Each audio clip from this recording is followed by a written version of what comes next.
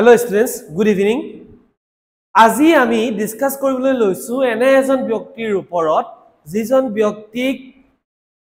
অসমৰ স্বাধীনতা আন্দোলনৰ প্ৰথম স্বাধীনতা সেনানী বুলি কোৱা হয়। ব্ৰিটিছৰ বিৰুদ্ধে যি স্বাধীনতা সংগ্ৰাম হৈছিল তেওঁৰ প্ৰথম সেনানী বুলি কোৱা হয়। তেওঁ অন্য কোনো নহয়, তেওঁ হৈছে গমধৰ কোঁৱৰ। এতিয়া আমি এইটো কথা জানিব লাগিব গমধৰ কোঁৱৰ কোন হয়, কিয় তেওঁক অসমৰ প্ৰথম স্বাধীনতা সেনানী বুলি কোৱা হয়। ব্ৰিটিছে ভাৰতবৰ্ষলৈ আহিছিলে ব্যৱসায় বাণিজ্য কৰাৰ উদ্দেশ্যে, কিন্তু তাত ইয়াত কি কৰিলে তেওঁলোকে ভাৰতৰ শাসনভাৰী নিজ হাতলৈ বা নিজৰ হাতলৈ লৈ ল'লে। এতিয়া আমাৰ অসমখনো 1826 চনত এখন চুক্তি হৈছিলে, এই চুক্তিখনৰ নাম আছিলে ইয়াণ্ডাবু সন্ধি। এই চুক্তিখনৰ মতে অসম ব্ৰিটিছ সাম্ৰাজ্যৰ এক অংশত পৰিণত হৈছিল। এতিয়া ব্ৰিটিছসকলে অসমত অহাৰ কাৰণে অসমত এটা অসন্তুষ্টি আৰম্ভ হৈছিল। তাৰ কাৰণ হৈছে 600 বছৰীয়া আহোম ৰাজত্ব। 600 বছৰীয়া আহোম যি গৌৰৱোজ্জ্বল আহোম ৰাজ্য আছিলে, আহোম ৰাজত্ব চলাইছিলে আহোমসকলে, এই ৰাজ্যখনৰ লোকসকল তেওঁলোক স্বাধীনতা প্ৰিয় মানুহ আছিল। তেওঁলোকে আনৰ অধীনত থাকিব নিবিচাৰিছিলে, যাৰ কাৰণে 17 বাৰকৈ আক্ৰমণ কৰি যি মোগলে গোটেই ভাৰতত তেওঁলোকৰ সাম্ৰাজ্য বিস্তাৰ কৰিছিল, সেই মোগলে অসমখন দখল কৰিব পৰা নাছিল। মাত্ৰ কিছু সময়ৰ কাৰণে অসমৰ ৰাজধানী গড়গাঁও দখল কৰিছিল, বা আহোম ৰাজ্যৰ ৰাজধানী গড়গাঁও দখল কৰিছিল। কিন্তু আহোমসকলক বা অসমক তেওঁলোকে কি কৰিব পৰা নাছিল, পৰাস্ত কৰিব পৰা নাছিল। সেইসকল স্বাধীনতা প্ৰিয় অসমীয়া আহোমসকলৰ ওপৰত যেতিয়া ব্ৰিটিছ শাসনভাৰ আৰম্ভ হ'ল, তেতিয়াই তেওঁলোক অসন্তুষ্ট হ'ল। এতিয়া আমি যদি চাওঁ, আহোমসকলে 600 বছৰ ৰাজত্ব কৰিছিল, কিন্তু শেষৰ ফাললৈ তেওঁলোকৰ শাসন ব্যৱস্থাৰ দুৰ্বলতাৰ কাৰণে বা ৰজাসকল শক্তিশালী নোহোৱাৰ কাৰণে এটা বিদ্ৰোহে আহোম ৰাজত্ব ধৰণী কঁপাই তুলিছিল। এইটো অন্য কোনো নহয়, সেই বিদ্ৰোহটো আছিল মোৱামৰীয়া বিদ্ৰোহ। মোৱামৰীয়া বিদ্ৰোহৰ পিছত মানসকলে আহোম ৰাজ্য বা আমাৰ অসমক 3 বাৰ আক্ৰমণ কৰি নিজৰ অধীনলৈ আনিছিল। কিন্তু ব্ৰিটিছৰ সহযোগত 1824 পৰা 1826লৈকে এখন যুদ্ধ হৈছিল ব্ৰিটিছ আৰু মান ৰজাৰ মাজত, যিখনক কোৱা হয় ফাৰ্ষ্ট এংলো বাৰ্মিজ ৱাৰ। এই ৱাৰখনত ব্ৰিটিছ জয়ী হৈছিল আৰু 1826ৰ 24 ফেব্ৰুৱাৰীত বাৰ্মিজ কিং আৰু ইষ্ট ইণ্ডিয়া কোম্পানীৰ মাজত এখন চুক্তি হৈছিল। সেই চুক্তিখনেই হৈছে আমি প্ৰথমতে উল্লেখ কৰা ইয়াণ্ডাবু সন্ধি। আৰু সেই ইয়াণ্ডাবু সন্ধিৰ ফলশ্ৰুতিত আমাৰ অসম ব্ৰিটিছৰ অধীনলৈ গুচি গৈছে। কোন চনত? 1826 চনত। তাৰ পৰা মাত্ৰ 2 বছৰৰ ভিতৰত অৰ্থাৎ 1828ত অসমত প্ৰথমটো ব্ৰিটিছ বিৰোধী বিদ্ৰোহ আৰম্ভ হয়। আৰু সেই বিদ্ৰোহৰ নেতৃত্ব দিছিল কোনে? গমধৰ কোঁৱৰ। অসমত যে এই ব্ৰিটিছ বিৰোধী আন্দোলন আৰম্ভ হৈছিল, তাৰ কাৰণসমূহ আমি যদি চাওঁ, আহোম ৰাজত্ব কালত যিসকল বিষয়া আছিলে বা দা ডাঙৰীয়াসকল আছিলে, তেওঁলোকে বিভিন্ন সা সুবিধা লাভ কৰিছিল আৰু তেওঁলোকে কোনো কৰ কাটল দিব লগা নহৈছিল। কিন্তু ব্ৰিটিছ শাসন আৰম্ভ হোৱাৰ লগে লগে তেওঁলোকে তেওঁলোকৰ আগৰ মৰ্যাদা হেৰুৱাইছিল, আগৰ পদ হেৰুৱাইছিল আৰু তেওঁলোকেও কৰ দিব লগা হৈছিল। গতিকে খুব কম দিনৰ ভিতৰতে অসমত ব্ৰিটিছৰ বিৰুদ্ধে প্ৰথমটো বিদ্ৰোহ আৰম্ভ হৈছিল আৰু এই বিদ্ৰোহৰ নেতৃত্ব দিছিল গমধৰ কোঁৱৰে। এতিয়া আমি যদি চাওঁ গমধৰ কোঁৱৰ কোন আছিল? ফেনা কোঁৱৰ বুলি এজন ৰাজ কোঁৱৰৰ তেওঁ পুত্ৰ আছিল। আৰু গমধৰে যিটো বিদ্ৰোহ কৰিছিল, তেওঁ লগত বিভিন্ন আহোম সম্ভ্ৰান্ত বিষয়াসকলে তেওঁক সহযোগিতা আগবঢ়াইছিল। তাৰ ভিতৰত এজন আছিল ধনঞ্জয়। গন্ধৰ কোঁৱৰে 1828 চনত তেওঁ কি কৰিছিল ব্ৰিটিছৰ বিৰুদ্ধে এটা নো টেক্স কেম্পেইন চলাইছিল কি কেম্পেইন চলাইছিল নো টেক্স যে ব্ৰিটিছক টেক্স দিয়া নহব আৰু এই নো টেক্স কেম্পেইনত তেওঁ সহযোগ কৰিছিল সেই সময়ৰ আহোম ৰাজ্যৰ যিসকল বিষয়া আছিল বিষয়াসকলে সহযোগিতা আগবঢ়াইছিল আৰু যোৰহাটৰ বসা নামে ঠাইত গন্ধৰ কোঁৱৰে নিজকে আহোম স্বৰ্গদেউ বুলি এতিয়া ব্ৰিটিছৰ যে বিদ্ৰোহটো কৰিছিলে ব্ৰিটিছে এই বিদ্ৰোহটো দমন কৰিবলৈ সম্পূৰ্ণ চেষ্টা কৰিছিল তেওঁলোকে কি কৰিছিল বিদ্ৰোহী সৈন্যসকলক লগত লৈ তেওঁলোকে ব্ৰিটিছৰ বিৰুদ্ধে যুদ্ধ কৰিছিল নেক্সট এই যে ফটোখন ওলাইছে গন্ধৰ কোঁৱৰৰ স্মৃতি গন্ধৰ কোঁৱৰ যিজন অসমৰ প্ৰথমজন স্বাধীনতা সেনানী আছিল তেওঁৰ স্মৃতিত এটা মিউজিয়াম বনোৱা হৈছে এখন হৈছে তাৰ ফটো আৰু এয়া হৈছে এই মিউজিয়ামখনৰ গেট এতিয়া সেই সময়ৰ যিজন আপাৰ আসামৰ পলিটিক্যাল এজেন্ট আছিলে পলিটিক্যাল এজেন্টজনে কি কৰিছিলে এই বিদ্ৰোহটো দমন কৰিবলৈ চেষ্টা চলাইছিল আৰু ব্ৰিটিছ শাসনত আছিলে যেহেতু তেওঁলোকে সৈন্য বাহিনী বা অস্ত্ৰ শস্ত্ৰৰে এই বিদ্ৰোহটো দমন কৰিবলৈ চেষ্টা কৰিছিল নাও yes কোড আছে বসা কোড আছে যোৰহাটৰ সাউথ ওয়েষ্টত তেওঁ বসা আছে আৰু অৱশেষত লগত আছিল জিউৰাম দুলিয়া বৰুৱা দেওৰাম দিহিঙীয়া ফুকন ধনঞ্জয় গন্ধৰ কোঁৱৰৰ পিছত আছিল ধনঞ্জয় বা তেওঁৰ পুত্ৰ জিউৰাম দুলিয়া বৰুৱা হৰনাথ দেওৰাম দিহিঙীয়া ফুকন তেওঁলোকে এই গন্ধৰ কোঁৱৰৰ ব্ৰিটিছ বিৰোধী বিদ্ৰোহত সহযোগিতা আগবঢ়াইছিল নেক্সট আমি যদি চাওঁ তেওঁলোকে কি কৰিছিলে তেওঁলোকৰ অস্ত্ৰ শস্ত্ৰসমূহ ক'ত ৰাখিছিলে বুলি কয় তৰাতলি ৰিজন অফ যোৰহাটত তৰাতলি এটা অঞ্চল আছে য'ত তেওঁ সৈন্যসকলক ব্ৰিটিছৰ বিৰুদ্ধে বিদ্ৰোহ কৰিবলৈ সাজু কৰিছিল ট্ৰেইনিং দিয়াইছিলে আৰু তাতে তেওঁলোকে অস্ত্ৰ শস্ত্ৰসমূহ ৰাখিছিলে নেক্সট এটা ইন্টাৰেষ্টিং কথা হ'ল যে তেওঁ কেম্প বনাইছিলে বহুত যেনেকৈ আজিকালি আৰ্মি কেম্প আছে সোলজাৰ্ছ বিলাক ৰাখিবলৈ সেভাৰেল কেম্প আছিলে এইবিলাক কেম্পৰ ভিতৰত ৰেছপন্সিবিলিটি দিয়া হৈছিলে ঘৰফলীয়া গাভৰুক দিয়া হৈছিলে চাকিয়াল মৰঙীয়া ৱেৰ এন্ট্ৰাষ্টেড টু মানবৰ এণ্ড সৰ্বৰ সেনাপতি চকিয়াল আৰু মৰঙীয়াল এইবিলাক আছিলে আৰু কাক দায়িত্ব দিছিলে মানবৰ আৰু সৰ্বৰ সেনাপতি আৰু সিমিলাৰলি কি কৰিছিলে তিতাবৰীয়া বৰুৱা যিবিলাক অঞ্চলত যিবিলাক কেম্প হৈছিলে সেই কেম্পবিলাকত কি কৰিছিলে কিছুমান অফিচাৰ এপইণ্ট কৰিছিলে এজন অফিচাৰ আছিলে তিতাবৰীয়া বৰুৱা আৰু এই সকলোৰে নেতৃত্বত গন্ধৰ কোঁৱৰ ধনঞ্জয় জিউৰাম দুলিয়া বৰুৱা তেওঁলোকে কি কৰিছিলে যোৰহাটলৈকে মাৰ্চ কৰি আহিছিলে ব্ৰিটিছৰ এগেইনষ্টত যুদ্ধ কৰিবলৈ আৰু মৰিয়নি অঞ্চলত যোৰহাটৰ মৰিয়নি অঞ্চলত লেফটেনেণ্ট ৰাডাৰফৰ্ড নামৰ এজন বিষয়াই কি কৰিছিলে গন্ধৰ আৰু তেওঁৰ যিসকল সহযোগী আছিলে সহযোগীসকলক গ্ৰেপ্তাৰ কৰিছিলে আৰু অৱশেষত কি কৰা হৈছিলে গন্ধৰ কোঁৱৰ আৰু ধনঞ্জয়ক কি দিয়া হৈছিলে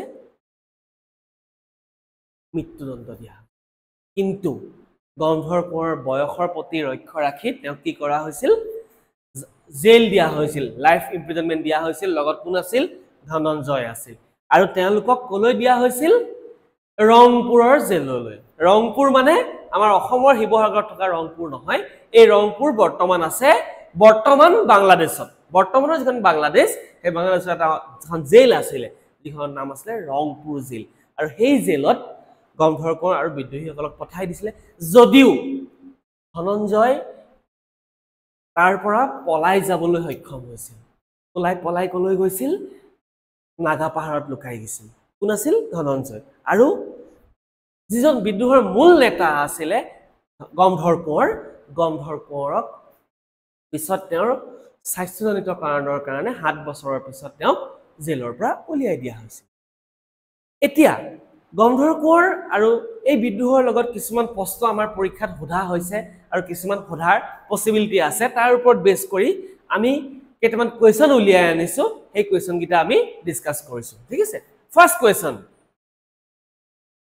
কোৱেশ্চন তো আছিলে who was Gomdhar Konwar option A British officer and Ahom prince a rebel leader of Naga Hill and a minister in the British administration Gomdhar Konwar কোন আছিল উদা হৈছে তেওঁ আছিল এজন আহোম ৰাজকোঁৱৰ next question what year did গংধৰ Konwar declared himself king of Ahom বা অসম ইয়াৰ correct answer কি option কি আছে 1826 1828 1813 1835 ইয়াৰ যদি আমি কাৰেক্ট আনসাৰ চাও কাৰেক্ট আনসাৰ হ'ব option B 1828 next question who led the group that supported Gangdhar Kaur in his bid to restore the monarchy Gangdhar Kaur jitu Ahom ৰাজতন্ত্ৰ পুনৰ প্ৰতিষ্ঠাৰ কাৰণে jitu ব্যৱস্থা হাতত লৈছিল হেতু কোনে নেতৃত্ব দিছিল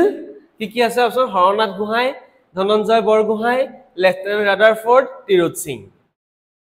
ইয়াৰ কাৰণ হ'ব ইয়াৰ আনসাৰ হ'ব ধনঞ্জয় বৰগোহাই এতিয়া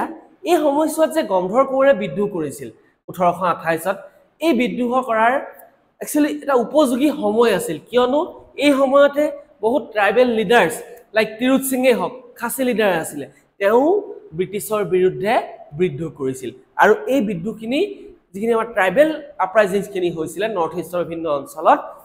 এই বিদ্ৰোহত ব্ৰিটিছ আৰ্মি আৰু ব্ৰিটিছ বিষয়াসকল জড়িত হৈ আছিল যাৰ কাৰণে গংধৰ কোঁৱৰে এটা ধুনিয়া হুজুক বুলি বা ধুনিয়া সময় ব্ৰিটিছৰ বিৰুদ্ধে বিদ্ৰোহ কৰাৰ বুলি তেওঁ বিদ্ৰোহটো আৰম্ভ কৰিছিল next question What type of campaign did Gangdhar Kaur and his followers launch against British? Gangdhar Kaur আৰু তেওঁৰ সহযোগীসকলে ব্ৰিটিছৰ বিৰুদ্ধে কোনটো কেম্পেইন চলাইছিল টেক্স ৰিফৰ্ম কেম্পেইন নো টেক্স কেম্পেইন পিছ ট্ৰিটি কেম্পেইন আৰু এগ্ৰিকালচাৰ কেম্পেইন ইয়াৰ যদি কাৰেক্ট আনসাৰ চাও ইয়াৰ কাৰেক্ট আনসাৰ হ'ব নো টেক্স কেম্পেইন কিয় তেওঁ নো টেক্স কেম্পেইন চলাব লগা হৈছিল কাৰণ তেওঁ আছিল আহোম ৰাজকোঁৱৰ আৰু আহোম ৰজাৰ বংশৰ মানুহ আছিল আৰু যিসকল সম্ভ্ৰান্ত বিষয়া আছিল ৰজাৰ পৰিয়াল আছে তেওঁলোকে কি কৰিব লগা হৈছিল আহোম শাসনকালত তেওঁলোকে কোনো টেক্স দিব লগা নহৈছিল বা তেওঁলোকে পাইক হিচাপেও গৈ কাম কৰিব লগা নাছিল কাৰণ আহোম যেটো টেক্স সিস্টেম আছিল টেক্স সিস্টেমটো পাইক প্ৰথাৰ লগত বহুতে মিলাব পাৰি কিয়নো কি কৰিছিল প্ৰত্যেকজন 15 বছৰ বা 50 বছৰ বয়সৰ সক্ষম পুৰুষে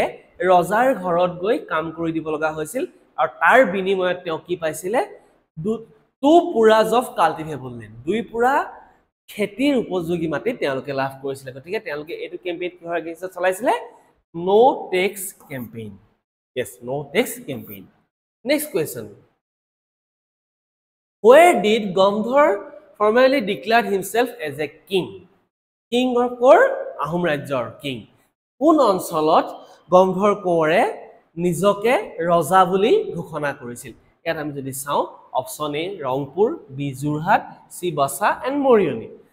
আমি অলৰেডি ডিসকাস কৰিছিল যে বসা নামৰ অঞ্চলটোত 1828 ত কি কৰিছিল তেওঁ নিজকে আহোম ৰাজ্যৰ ৰজা বুলি ঘোষণা কৰিছিল আৰু যেতিয়া তেওঁ আগবাঢ়ি আহিছিল যোৰহাটলৈকে তেতিয়া তেওঁ কি হৈছিল মৰিয়নি অঞ্চলত লেফটেনেণ্ট ৰাদাৰফোৰ্ডৰ হাতত তেওঁ ধৰা পৰিছিল Next question. What was the British response to the Gangdhar Kaur's initial appeal for negotiation? Gangdhar Kaure প্ৰথম অৱস্থাত আহোম ৰাজ্যৰ পুনঃপ্ৰতিষ্ঠা কৰিবৰ কাৰণে তেওঁলোকৰ লগত কথা পাতিছিল আৰু ব্ৰিটিছক কিছুমান পিটিশনছ দিছিল এপ্লিকেশন বিলাকৰ প্ৰতি বা ডিমান্ডখিনিৰ প্ৰতি ব্ৰিটিছৰ কেনেকুৱা সিদ্ধান্ত আছিল কি আছে they agreed to negotiate they were indifferent and ignored him they sent reinforcement to Assam they offered him a position in the administration ইয়াৰ যদি কাৰেক্ট আনসাৰ চাও option B is the correct answer they way indefinite তেওঁলোকৰ একো change হোৱা নাছিলে আৰু তেওঁ completely কি কৰিছিলে তেওঁ এইখিনি ডিমাণ্ডসমূহক ইগনোৰ কৰি আছিলে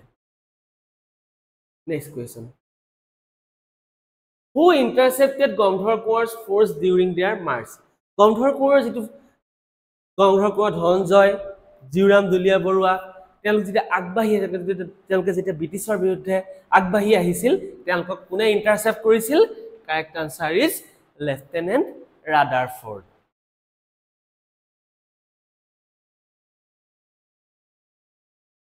What was the outcome for the Gangdhar Kuwar after he was captured?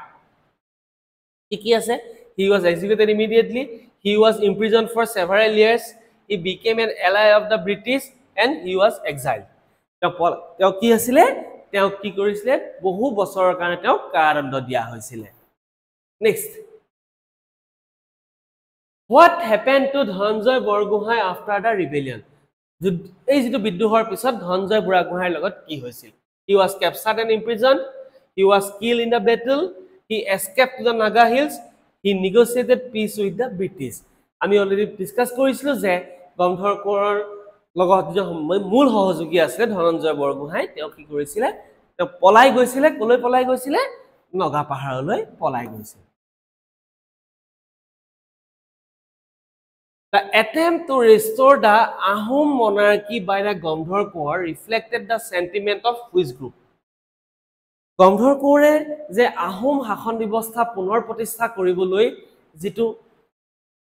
ব্যৱস্থাটো যে সেন্টিমেন্টটো কিহৰ সেন্টিমেন্ট আছিল British officer common villagers Ahom nobility and Kachari leaders ইয়াত কাৰেক্ট আনসাৰ হ'ব অপশন সি আহোম নবিলিটিৰ যেটো সেন্টিমেন্ট আছিল আহোম নবিলিটিৰ সেন্টিমেন্টৰ কাৰণে তেওঁ এই বিদ্ৰোহটো কৰিছিল ওকে এতিয়া কথাটো হল আহোম নবিলিটিৰ সেন্টিমেন্ট কেনেকৈ আহিলে সৰি আহিব আহোম কাৰণ 600 বছৰীয়া ৰাজত্বৰ তেওঁলোকৰ সেন্টিমেন্ট লগত আছে তেওঁলোকে 600 বছৰ ৰাজত্ব কৰিছিল আৰু তেওঁলোকে প্ৰবল পৰাক্ৰমী মোগলক যি সমগ্ৰ ভাৰত শিৱাজী মাৰাঠা ৰাজ্যকো তেওঁলোকে প্ৰধানত কৰিবলৈ সক্ষম হৈছিল কিন্তু তেওঁলোকে আহোম ৰাজ্যৰ অধিকাৰ কৰিব পৰা নাছিল বা আহোম ৰাজ্যখন তেওঁলোকে দখল কৰিব পৰা নাছিল গতিকে হেই আহোম নবিলিটিৰ যি সেন্টিমেন্ট আছিল হেই সেন্টিমেন্টৰ সহযোগত গংধৰ কোঁৱৰে ব্ৰিটিছৰ বিৰুদ্ধে অসমত প্ৰথমটো বিদ্ৰোহ আৰম্ভ কৰিছিল ধন্যবাদ আমাৰ আৰু আছে এইটোৱে অকল বিদ্ৰোহ নহয় ইয়াৰ পিছত আৰু কেইবাটাও বিদ্ৰোহ আছে সেই বিদ্ৰোহসমূহ আমি তোমালোকক ডেইলি অসমৰ কিছুমান ইম্পৰ্টেন্ট হিৰো যিবিলাকৰ কাৰণে আমি অসমীয়া সদায় গৌৰৱ কৰো সেই সকল অসমীয়া তথা অসম বুৰঞ্জীৰ কিছুমান গুৰুত্বপূৰ্ণ বস্তু লৈ আমি ডেইলি তোমালোকৰ ওচৰলৈ এনেকুৱা কিছুমান ভিডিও লৈ আহিম থ্যাংক ইউ ওয়ান্স এগেইন